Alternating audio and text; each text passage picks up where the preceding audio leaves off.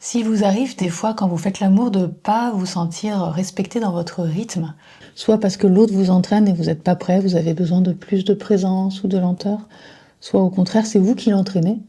Et en fait du coup c'est comme si l'harmonie énergétique elle n'était pas présente.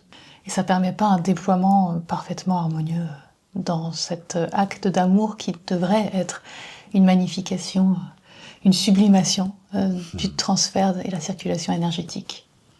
Et c'est vrai qu'il y a de manière naturelle quelqu'un qui est forcément un peu plus dominant et quelqu'un qui est un peu plus dominé dans le couple. Et je pense que on a une pratique qui est vraiment extraordinaire pour justement que ça se gomme et que on retrouve quelque chose de complètement fluide et d'une écoute extrêmement fine de l'un et de l'autre. Et là, c'est le début d'un déploiement d'autre chose, presque une nouvelle aventure de la rencontre, de nouvelles sensations en fait qui vont apparaître vraiment, et ça va nous toucher dans le cœur. Tu vois, si par exemple on commence à introduire un mouvement, eh bien, dès lors qu'il y a le contact, on va sentir qu'on ne sait plus qui est-ce qui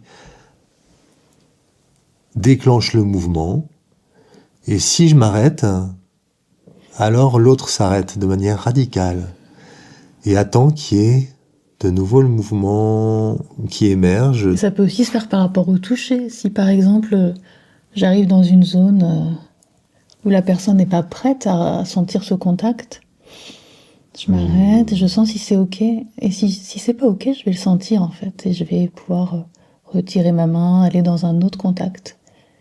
Et si au contraire je sens que là c'est ok, je peux approfondir mon contact. Et ça, on l'a appelé le slow matelas. C'est une pratique qu'on peut tester juste comme ça dans un cadre pour s'entraîner. Et puis après, qu'on peut redécouvrir au moment où on fait l'amour. Et donc, le slow matelas, c'est la lenteur absolue.